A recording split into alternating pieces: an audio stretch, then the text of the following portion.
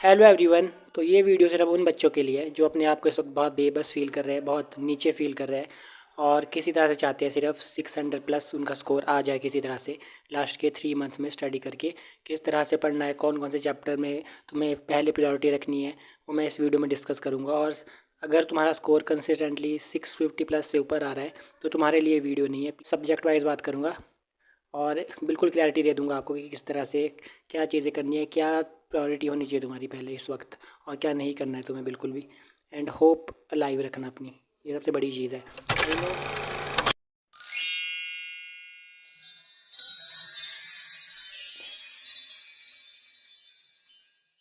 11th class से शुरू करते हैं। Unit and dimension, gravitation, thermodynamics, KTG. और एंड तुम इतने क्वेश्चन एक्सपेक्ट कर सकते हो जितना स्क्रीन पे दिख रहा होगा तुम्हें, ठीक है। यूनिट एंड डायमेंशन सबने क्लास 11th में स्टार्टिंग में कुछ ना कुछ तो पता ही होता है उसके बारे में, ठीक है। तुम अगर अभी देखने जाओ उसके लेक्चर, अगर तो कुछ भी नहीं आता, ठीक है, उसके लेक्चर देखने जाओ और उसके बाद क्वेश्चन प्रैक्टिस करो, तुम्हारा चैप्टर कवर हो जाएगा। और बहुत इंपॉर्टेंट चैप्टर है नीट के लिए, तो उसको कवर कर दो और आसान चैप्टर है, हो जाएगा तुमसे आराम से। उसके बाद ग्रेविटेशन, ग्रेविटेशन अगर तुम करोगे क्लास 12th में इलेक्ट्रोस्टैट भी सिमिलर चैप्टर है, वो भी क्लियर हो जाएगा इसकी वजह से तुम्हारा, तो तुम्हारे मार्क्स बहुत ज़्यादा बढ़ जाएंगे। थर्मोडायनमिक्स केटीजी अलग सर की यूट्यूब पर उम्मीद 2021 की वीडियो देखना। थर्मोडायनमिक्स और केटीजी तुम्हारा बिल्कुल कवर हो जाए। और थर्मोडायनमिक्स के लिए उसके बाद ट्राई करना क्वेश्चन प्रैक्टिस करने का। केटीजी अगर तुम्हें टाइम लग रहा है तो क्वेश्चन प्रैक्टिस कर देना, अदरवाइज जो नोट्स तुम करोगे उसके तो तुम ऐसे ही हाथ रख के उस नोट्स वाले क्वेश्चन ही प्रैक्टिस कर देना काइनेटिक थ्योरी ऑफ गैसेस के लिए, ठीक है। तो तुम देखना वो अलग सर वाली वीडियोस।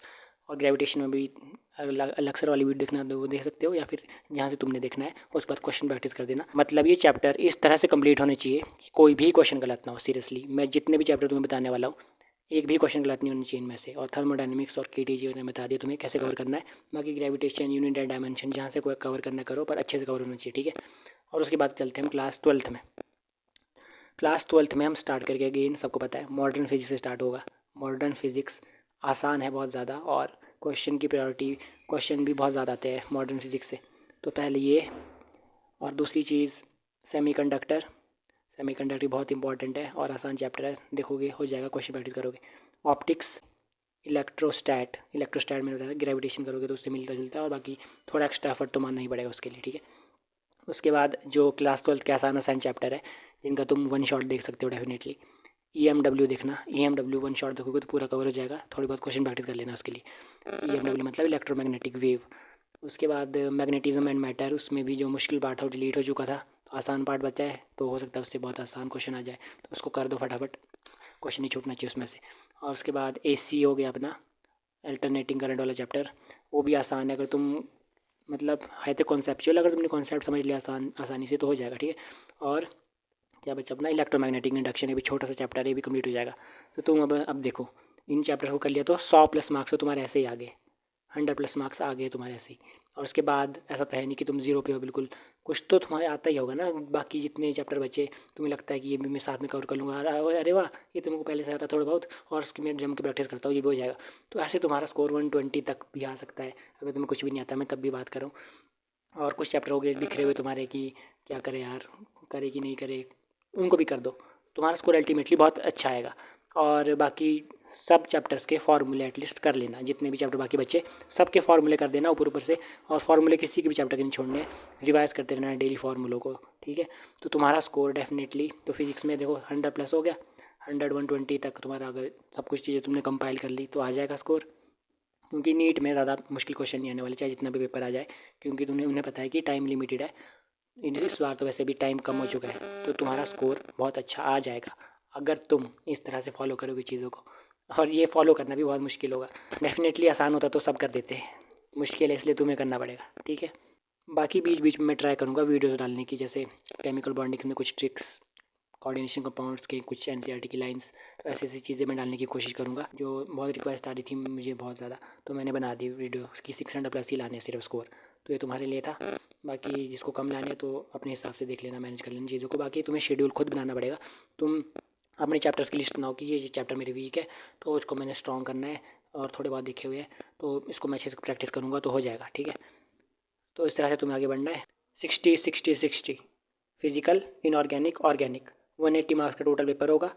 समझ लो कि इस तरह का मार्क्स डिस्ट्रीब्यूशन रहने वाला है। तुम्हारा पूरा का पूरा फोकस होना चाहिए एनसीईआरटी पे, पहली बात। और दूसरी बात, तुम्हें कुछ भी नहीं आता है तो एनसीईआरटी पढ़ लेना, ऑर्गेनिक और इनऑर्गेनिक की। डेफिनेटली मैं भी कहता हूँ कि इट्स डेफिनेटली पॉसिबल। अगर ऑर्गेनिक और इनऑर्गेनिक की एनसीईआरटी तुम अभी से पढ़ने लगो, तुम रिटेन रख पाओगे अच्छे तरीके से, और क्वेश्चन प्रैक्टिस करो। और ऑर्गेनिक के लिए तो मैंने बहुत बार बता रखा है कि अविनाश शर्मा की वीडियो देखना, यूट्यूब पर सर्च कर लेना, लास्ट ईयर की होगी। उससे तुम्हारी एनसीईआरटी की बहुत सारी लाइन क्लियर हो जाएगी। असर्शन रीजन क्वेश्चन कैसे ड्राइव होते हैं, इन टेक्स्ट भी उसने समझा रखे हैं, तो उससे तुम्हारा वो भी क्लियर हो जाएगा, ठीक है। और इनऑर्गेनिक के लिए मैं रिकमेंड करूँगा, एक मैम है साक्षी मैम हो गए, वोरा क्लासेस वाले। तो उन्होंने D&F ब्लॉक मैंने लास्ट ईयर देखा था थोड़ा सा, जो मुझे एनसीईआरटी की लाइन समझ नहीं आ रही थी उनसे। तो तुम वहाँ से देख लेना, जो तुम्हें एनसीईआरटी की लाइन समझ नहीं आएगी, एनसीईआरटी खोलना, एक एक लाइन पढ़ने की कोशिश करना। उसके बाद जो तुम्हें लाइन समझ ना आए तो यूट्यूब में सर्च कर लेना, एंड साक्षी मैम की वीडियो तुम्हें मिल जाएगी, वो अच्छे से समझाती है, तो तुम्हें लाइन वो समझ आ जाएगी। तो इस तरह से तुम इनऑर्गेनिक पढ़ना, और उसके बाद क्वेश्चन प्रैक्टिस करना, खासकर D&F ब्लॉक, उसकी जम के क्वेश्चन प्रैक्टिस करना एनसीईआरटी बेस्ड। अगर तुम्हारे पास मॉड्यूल है तो ठीक है, नहीं तो तुम जेई मेंस PYQ करना ही करना, चाहे तुम्हारे पास मॉड्यूल है अभी, फिर भी जेई मेंस PYQ करना, क्योंकि उससे एनसीईआरटी बहुत अच्छे तरीके से कवर होती है, खासकर इनऑर्गेनिक के लिए तो मस्ट है, मस्ट।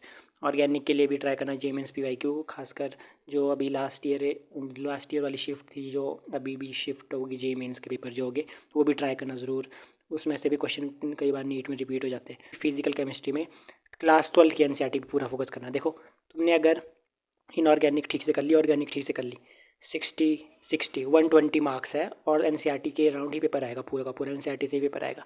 तो 120 में से ठीक है, मान लो तुम्हारी कुछ गलती होगी और तुमने ला लिए मान लो 100 110, ठीक है, 20 मार्क्स पूरे चले गए, 100 मार्क्स बन गए तुम्हारे उसमें से।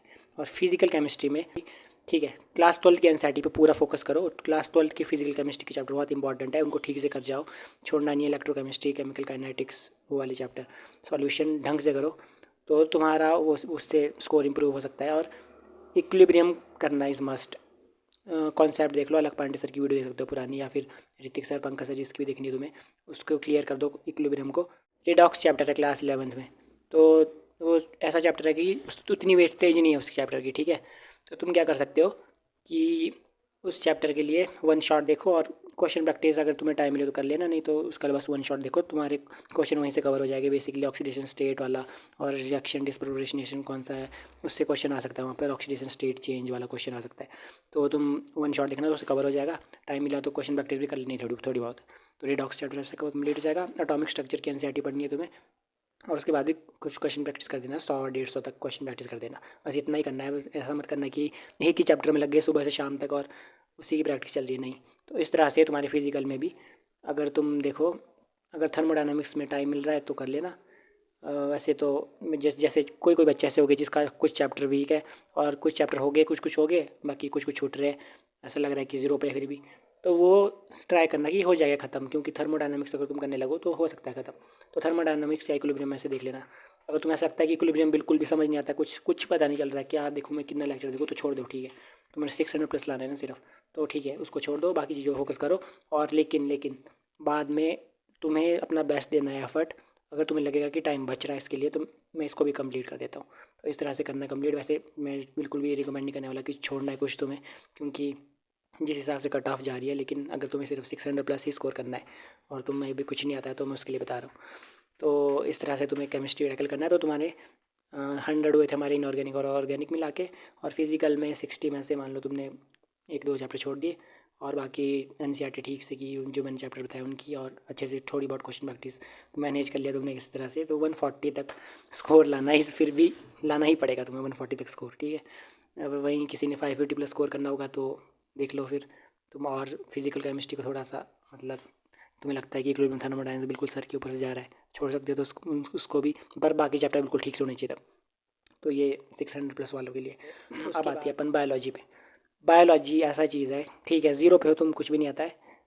क्लास 12th में कभी क्लास 12th तो की ना तुमने यार, क्लास 12th में मान लो तुम बोर्ड का एग्ज़ाम दे रहे हो, तुम बोर्ड के लिए तो पढ़ रहे हो ना कुछ, तुम्हारे को ऑलरेडी आइडिया है ऑर्गेनिक का भी, इनऑर्गेनिक का, सब कुछ, फिजिक्स का भी थोड़ा बहुत आइडिया है तुम्हें, ठीक है। ड्रॉप लिया है तो तुम्हें बहुत ही ज़्यादा आइडिया है, बिल्कुल भी हार मानने की ज़रूरत नहीं है अभी। तो तुम ठीक तरीके से एनसीईआरटी पढ़ोगे, एक एक लाइन जो समझ नहीं आएगी यूट्यूब में सर्च करोगे, जिसकी भी वीडियो तुम्हें मिल जाए तो वहाँ से डाउट क्लियर करोगे और क्वेश्चन प्रैक्टिस करोगे, ये मैंने बहुत बार बता दिया। तो एंड फिर बायो में तो पूरा टारगेट रखना 360 का ही टारगेट होना चाहिए बायोलॉजी में, और क्वेश्चन प्रैक्टिस ठीक से करना। और अभी ज़्यादा फोकस एनसीईआरटी रीडिंग पे करो और क्वेश्चन प्रैक्टिस 100-150 क्वेश्चन कर दो कुछ कुछ चैप्टर्स के। बाकी जेनेटिक्स वाला चैप्टर हो गया, बायोटेक्नोलॉजी सबसे इंपॉर्टेंट है, उसको सबसे पहले करो, जेनेटिक्स और बायोटेक्नोलॉजी वाले चैप्टर। उसके लिए ट्राई करो कि बहुत क्वेश्चन प्रैक्टिस करो। जेनेटिक्स के लिए 300 से ज़्यादा क्वेश्चन प्रैक्टिस तो करनी पड़ेगी, 300-400 जितना भी होता है तुमसे जेनेटिक्स के लिए कर दो, और बायोटेक्नोलॉजी के लिए भी उतनी क्वेश्चन प्रैक्टिस करो, और इवोल्यूशन वाला चैप्टर भी ठीक से कर लेना। तो इन चैप्टर्स को पहले प्रायोरिटी में रखो, उसके बाद ऐसे मतलब एनसीईआरटी की एक लाइन पढ़ो और 100-150 ऐसे ऐसे क्वेश्चन प्रैक्टिस करते रहो, तो तुम्हारा कॉन्फिडेंस अपने आप ऊपर रहेगा। मॉक टेस्ट दो।